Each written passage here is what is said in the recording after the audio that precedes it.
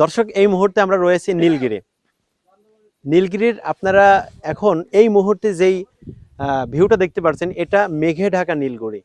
একদম চারদিকে মেঘে ঢেকে গিয়েছে, এমনকি আমরা মেঘের মধ্যে রয়েছি এখন। এমনকি আমাদের শরীরের লোম পর্যন্ত শিউরে উঠছে।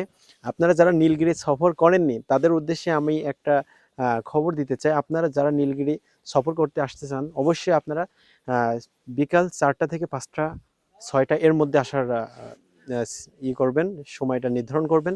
আমরা এখন আমরা চলে যাচ্ছিলাম, এই মুহূর্তে দেখছি নীলগিরি মেঘে ঢেকে গিয়েছে।